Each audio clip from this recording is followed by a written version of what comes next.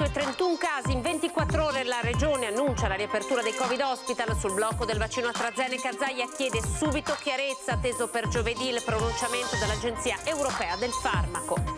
Senza AstraZeneca la campagna vaccinale in Veneto è decapitata, così il direttore della sanità regionale Flor, che ha annunciato che si procederà alla somministrazione delle seconde dosi dei 2 vaccini disponibili. 2 rapine alla Giudecca e una al supermercato di Dorso Duro. I carabinieri della Compagnia di Venezia hanno arrestato 4 pregiudicati residenti in Laguna. 70 famiglie senza riscaldamento da una settimana per colpa di chi non paga il riscaldamento e spese condominiali. Succede a Palazzo Ostiore, a Piazzale Pistoia. A Lozzo a Testino, vicino a Bauganio, da ieri zona rossa, scuola in presenza per i bambini bisognosi di assistenza speciale assieme ad un gruppetto di compagni. Un orto scolastico che va al di là delle restrizioni della zona rossa, lezioni all'aperto e non a distanza per i bambini della primaria di Liedolo a San Zenone. Ha creato non poco scompiglio il video che ritraeva un lupo scorrazzare in pieno centro a Marostica, immediato l'intervento del comune che ha rassicurato i residenti sul posto. Buonasera, ben ritrovati, questa è l'edizione regionale dei nostri notiziari. Partiamo dal numero dei ricoveri, sono 131 in più nelle ultime 24 ore, dunque i dati sono preoccupanti ed esordisce proprio con queste parole il governatore Luca Zaia la sua conferenza stampa odierna. E poi il punto su AstraZeneca, sentiamo. Ecco qua il dato, più 131 nelle ultime 24 ore. 131 nuovi ricoverati in 24 ore. La variante inglese, ormai prevalente in Veneto, spinge l'acceleratore sui nuovi contagi, fa abbassare l'età media dei ricoverati e aggravare casi che sembravano stabilizzati. Sta ripartendo. Piaccia o non piaccia a chi leggerà o ci ascolterà, ma io ho l'obbligo di dirvi come sta andando la storia. Il presidente Zaia fa il punto nel giorno in cui ufficialmente la campagna vaccinale ha il suo primo grande arresto, con il ritiro dal mercato dell'unico vaccino di massa fino ad ora in commercio, AstraZeneca.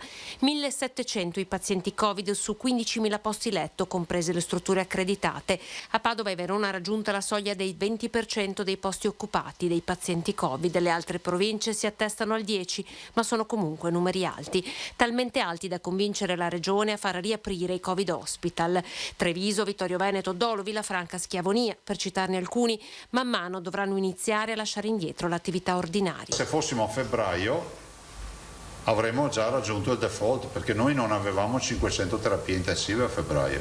E proprio per questo Zaia ha auspicato che il verdetto dell'EMA arrivi quanto prima, ripercorrendo l'iter della giornata di ieri, dal primo sequestro del lotto fino al blocco totale delle somministrazioni. Io penso che sia bene che, se c'è un dubbio, debba essere sospesa una campagna vaccinale con quel prodotto, con quel farmaco, perché il vaccino è un farmaco, vi ricordo.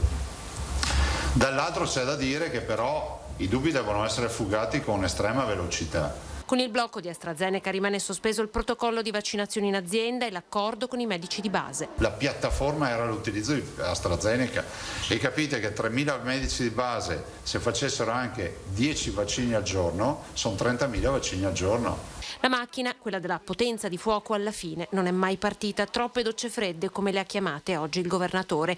Rimane doveroso chiarire, farlo in fretta, ha detto, nella speranza che continui ad essere forte la fiducia della gente nella scienza. Bisogna guardare in faccia la realtà. Se torna ad essere autorizzata la somministrazione, l'unico problema che avremo sarà il problema di qualche cittadino che magari non vorrà essere vaccinato per un aspetto psicologico, perché gli restano dei dubbi. Però noi andremo avanti con le vaccinazioni, se saranno autorizzate.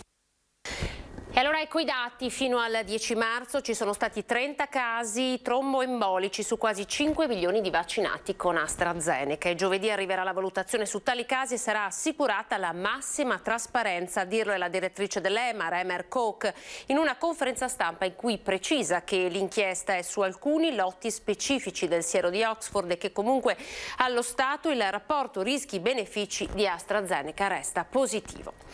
E senza AstraZeneca la campagna vaccinale in Veneto è costretta ad un brusco stop. Tutti i numeri che oggi ha dato il direttore Flor.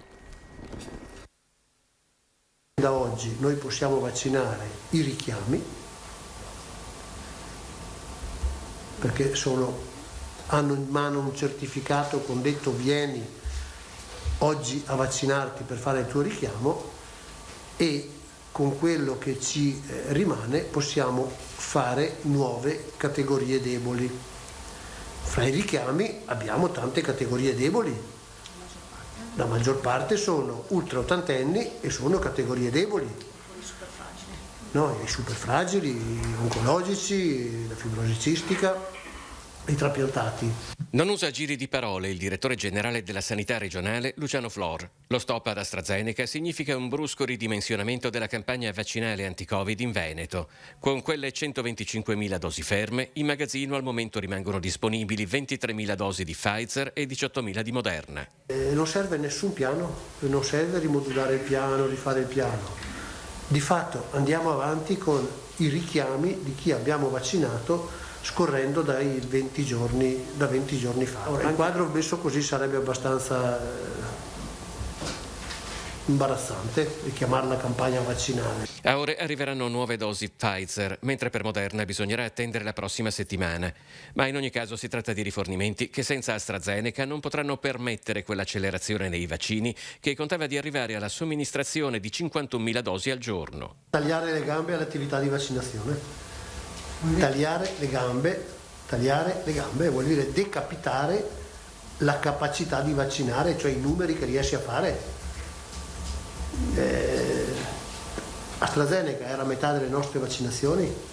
Una situazione che si verifica in un momento in cui, con la variante inglese, la pandemia ha ripreso a correre. Crescono contagi e ricoveri. In particolare la curva delle rianimazioni sta crescendo da 5-6 giorni. Soprattutto a Padova e Verona, dove 2 ricoverati su 10 finiscono in rianimazione. Nel resto del Veneto la media rimane al momento di 1 a 10. Allora andiamo a Vicenza in fiera, dove oggi erano chiamati i vicentini per la seconda oppure la prima dose di Pfizer. Sentite che cosa ci hanno raccontato. Penso che tutti hanno un po' di paura perché non si sa cosa c'è dentro. Lei è contenta di non aver fatto AstraZeneca allora? No, io sono contenta di non averla fatta. È preoccupato un po'? No, perché ho fatto il Pfizer. E quindi è contento di aver fatto Pfizer? Sì. È il richiamo questo? Richiamo. Pfizer? Pfizer, credo di sì. È contento di aver fatto Pfizer e non AstraZeneca? Beh, guardi, non avrei avuto problemi neanche con quello. È un rischio che si deve correre? È un rischio che bisogna purtroppo correre, se no non si esce assolutamente. Bisogna farlo, è meglio farlo. Ma senta, e adesso tutta sta vicenda di AstraZeneca? Speriamo in bene. La seconda dose? Sì. Pfizer?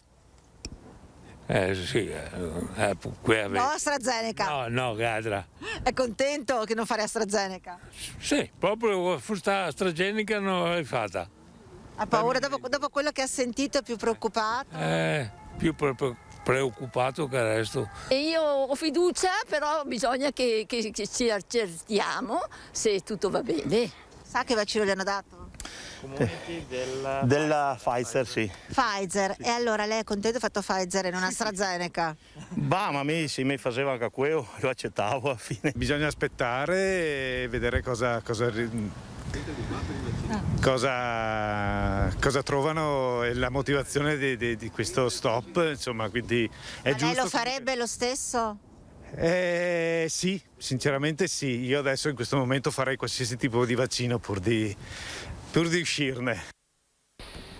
La parola ai cittadini anche nel sondaggio di questa sera di Ring. AstraZeneca, se si riparte lo fate? Se la vostra risposta è affermativa componete lo 0422 16 26 691, se invece è negativa 0422 16 26 690. Ricordiamo che la chiamata è assolutamente gratuita, il risultato del sondaggio questa sera a Ring. Dunque la sospensione del vaccino di fatto porta tutte le ULSS a riprogrammare la loro campagna vaccinale. Andiamo nel bellunese con l'ULSS 1 Dolomiti.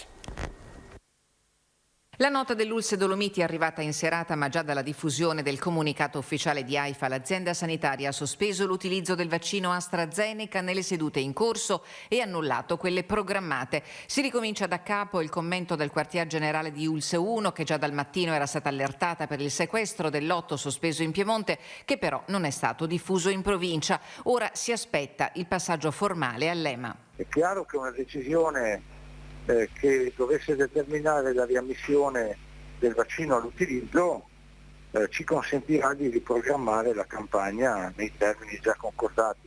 Complessivamente in Ulse Dolomiti le dosi somministrate di AstraZeneca sfiorano le 3.500, di cui 200 nella giornata di lunedì. Diverso il discorso per il programma vaccinale con Pfizer e Moderna, riservato agli anziani ultra ottantenni e ai soggetti vulnerabili, le cui scorte cominciano a scarseggiare. Avevamo circa 5.000 dosi a stamane, vado a memoria.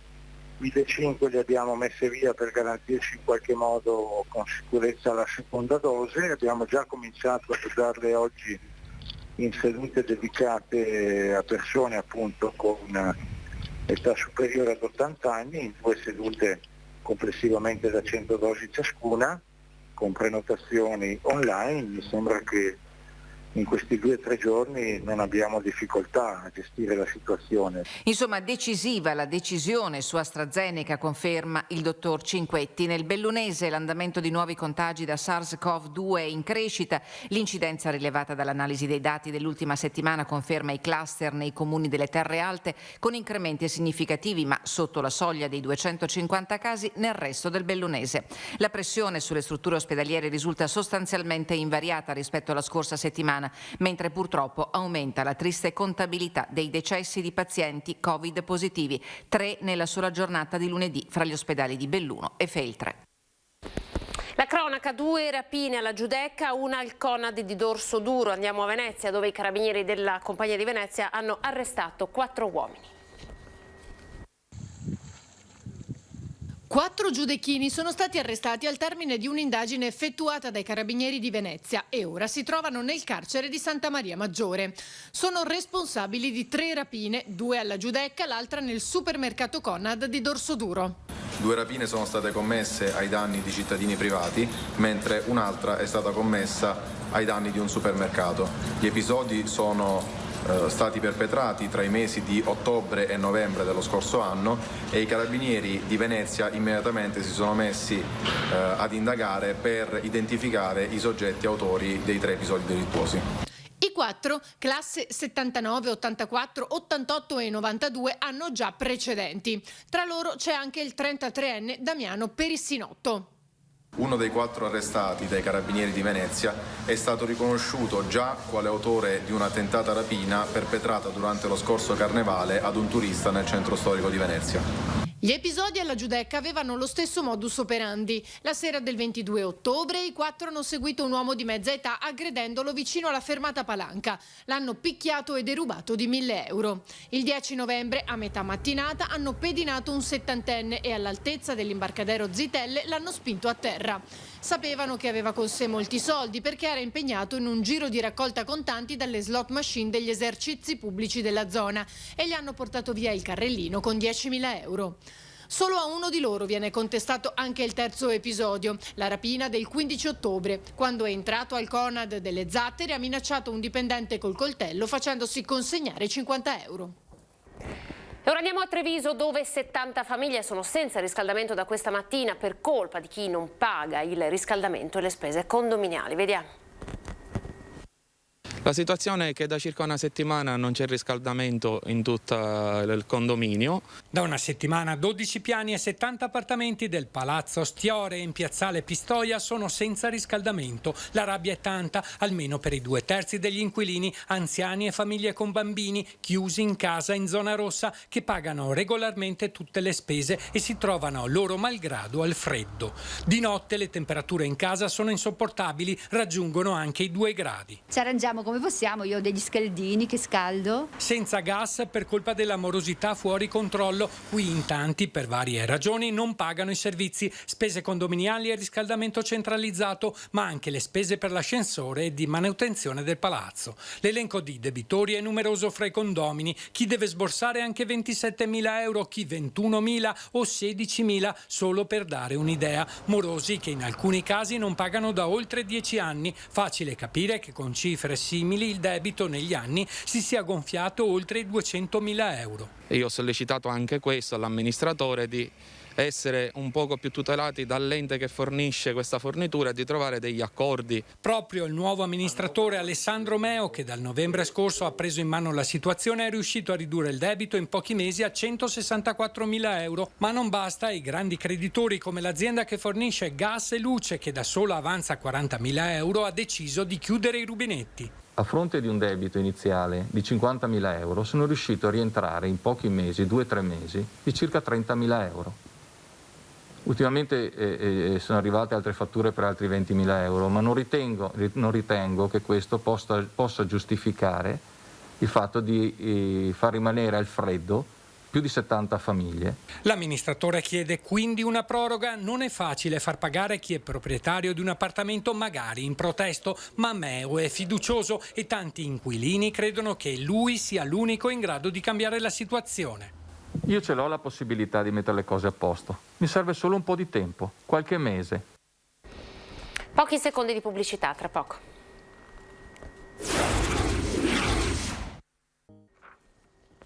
Ben ritrovati, ripartiamo dal Covid che posticipa l'edizione del Vinitaly. È arrivato l'annuncio da parte di Verona Fiere, Vinitaly 54esima edizione posticipata al 2022 dal 10 al 13 aprile. Queste sono le date, confermate invece Opera Wine con la presenza di Wine Spectator a giugno dal 19 al 20, dunque per tutto il weekend.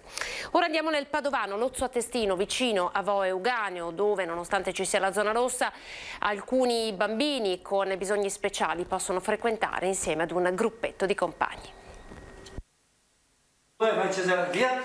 Do, la, sol, do, la, fa, re.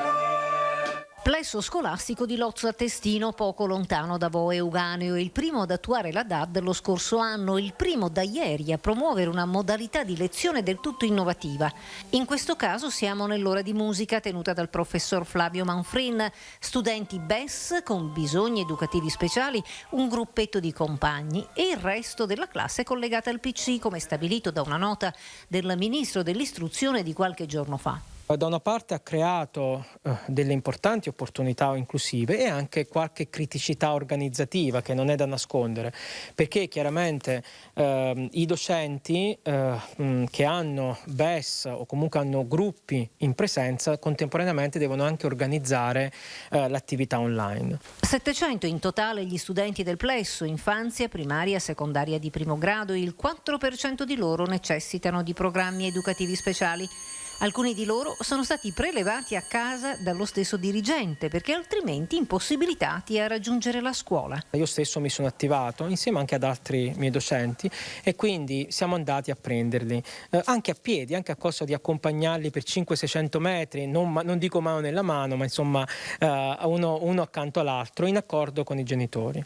Da domani in realtà il plesso di Lozzo, il plesso anche della Presidenza, in accordo con il Comune di Lozzo a Testino e nel rispetto del protocollo Covid, ha attivato invece un servizio di trasporto che si chiama Aiutiamoci Insieme, grazie all'associazione Aiutiamoci Insieme, e quindi porterà bambini in presenza. Ancora bambini, lezioni all'aperto con l'orto che vive nonostante la zona rossa. Andiamo a Liedolo, San Zenone degli Ezzelini. Le lezioni, quelle sì, sono da un giorno all'altro diventate a distanza, ma dell'orto non ci si può prendere cura attraverso un computer. La natura ha bisogno di occhi, mani e sensibilità. All'Iedolo di San Zenone degli Ezzelini, gli alunni della scuola elementare Barbarigo hanno dato avvio a un'iniziativa che va al di là delle restrizioni. A turno, per non creare assembramenti, accompagnati da un genitore, si recano ad annaffiare le piantine nell'orto pensato, preparato e coltivato da loro. Una sorta di laboratorio all'aperto. In questo momento sono sicuramente i bambini, gli alunni, quelli che ci stanno rimettendo di più a causa di questo nuovo blocco.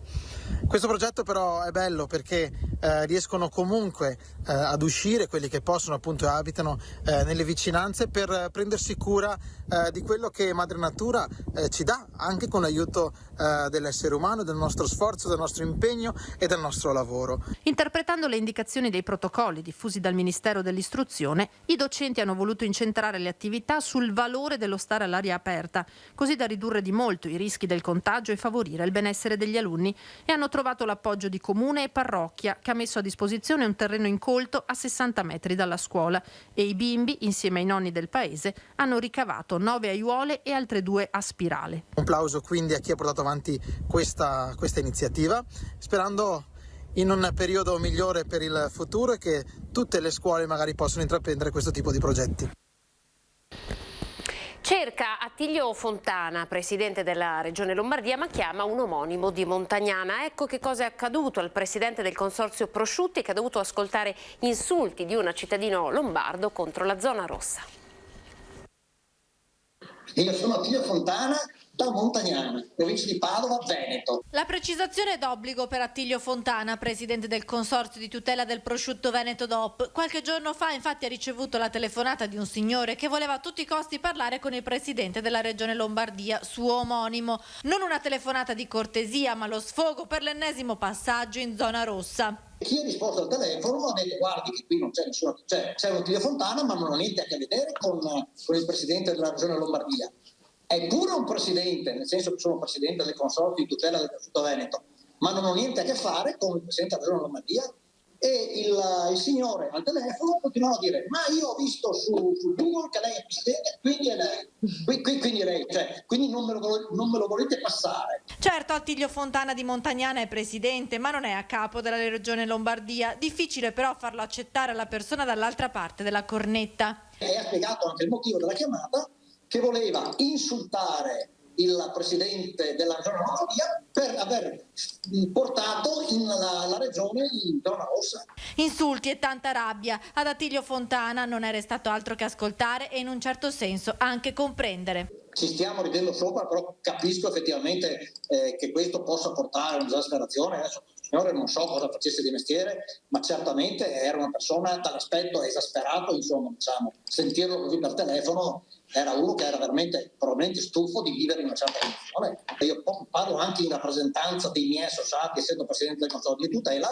Ovviamente c'è questa crisi, pensiamo che quello che è il canale ristorazione per il nostro segmento vale il 35%, quindi si immagini lei un calo del genere riferito proprio al mancato utilizzo di questo canale, e che i canali rimanenti non sono in grado di rimpiazzare, ovviamente.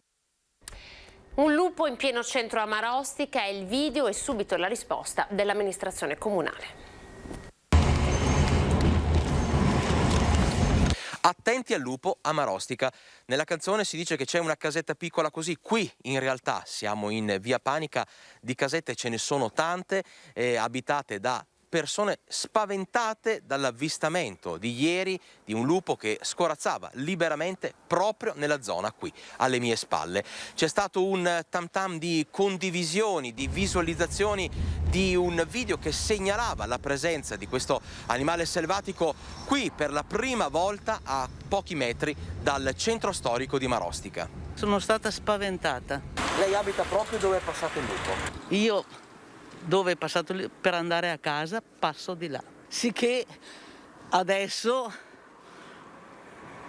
mi sento di essere anche un attimo disorientata. Devo dire che subito ci siamo stupiti del fatto di avere un animale selvatico anche di tali dimensioni così vicini al centro storico. Subito ci siamo attivati avvisando la polizia locale e al comando carabinieri della stazione di Marostica la problematica, e sono partiti i controlli di verifica sul territorio comunale. Attualmente non ci sono ulteriori segnalazioni. Voglio ringraziare Ferdinando Ravello di Rete Veneta perché ha fornito all'amministrazione un fermo immagine in alta definizione del lupo mentre svolta all'interno della via. Probabilmente è dovuto alle forti nevicate di quest'inverno che ha abbassato, diciamo, la quota di dove il lupo va a cibarsi per trovare appunto alimenti.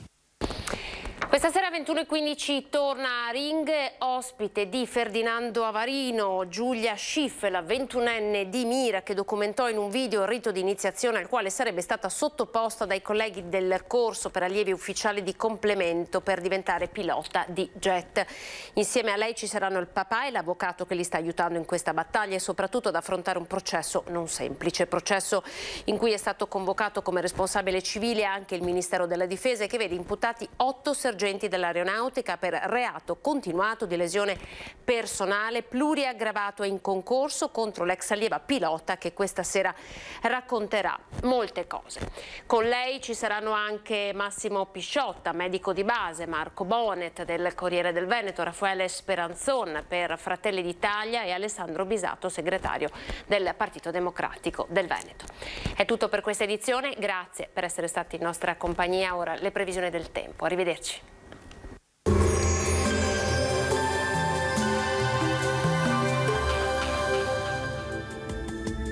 Benvenuti al meteo. Tempo ancora in genere buono sul nostro territorio con aria fredda artica che continua ad affluire al nord-est. Vediamo insieme il dettaglio di mercoledì 17 marzo. Sul Veneto la grafica ci mostra un tempo stabile, avremo un ampio soleggiamento interrotto solamente dal transito di qualche nube, ma in un contesto comunque sempre asciutto. Venti ancora localmente tesi. Vediamo anche le temperature minime in calo tra meno 3 e 4 gradi, valori massimi invece tra i 10 e i 13 gradi all'incirca. Ci spostiamo ora sul Friuli Venezia Giulia, anche qui sarà una bella giornata di sole come vediamo, senza piogge e con cielo sereno o poco nuvoloso. Temperature minime tra meno 1 e 3 gradi, massime sui 10-12 gradi. Uno sguardo infine alla situazione del Trentino Alto Adige, cielo sereno in mattinata, qualche nube ma del tutto innocua a seguire, neve sulle aree alpine di confine a bassa quota. Temperature minime intorno a meno 1 grado, massime sui 12 gradi all'incirca. Dal meteo per ora è tutto, vi auguro come sempre un buon proseguimento in compagnia di Antenna 3. Arrivederci.